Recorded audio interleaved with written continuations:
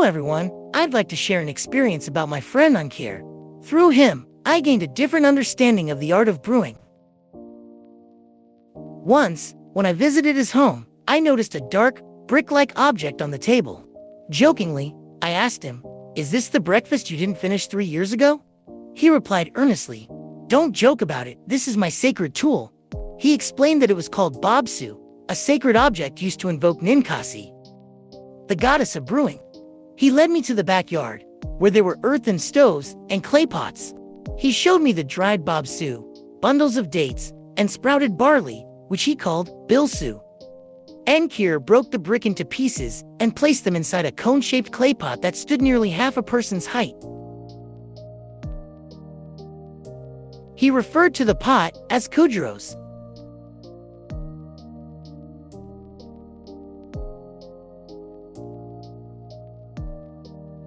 Next, he spread crushed dates and malt over the broken brick and poured warm water over it. Soon, the liquid in the pot turned into a murky, muddy color. He inserted a reed straw with small holes into the mixture and told me, "Wait a few days, and the breath of the gods will linger within it." When I returned a few days later, the courtyard was filled with a unique sweet and sour aroma, reminiscent of toasted bread slowly fermenting in honey. Enkir offered me a taste through the same reed straw. I took a sip. Rich bubbles carried the toasted fragrance of grains and the sweet richness of dates, with a deep, roasted malt flavor lingering in the aftertaste. He asked me, "How is it?" "This is a drink dedicated to the gods. Can you feel a certain ancient vitality gently awakening within you?" Later, he decided to share this ancient gift through trade. We divided the brew into small clay jars, sealed them with damp linen and clay, and carried them into the ancient city.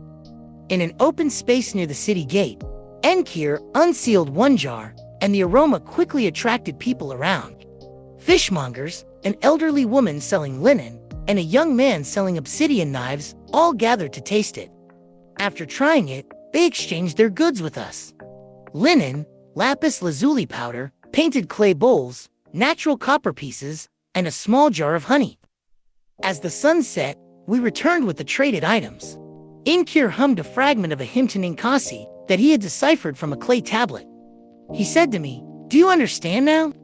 This is the gift of an ancient craft. What is awakened is not just the flavor.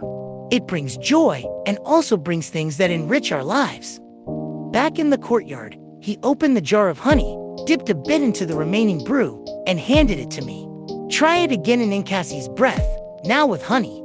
He added that tomorrow we could use the lapis lazuli powder to decorate the clay bowl I had traded for, a mark left by the gods. I slowly sipped the rich brew, watching the sun sink behind the reeds. Enkir had already fallen asleep, clutching an empty clay jar with a peaceful, content smile on his face. In the courtyard, only a lingering fragrance remained. This experience made me deeply realize that some ancient traditions not only connect us to the past, but also tangibly nourish our present lives.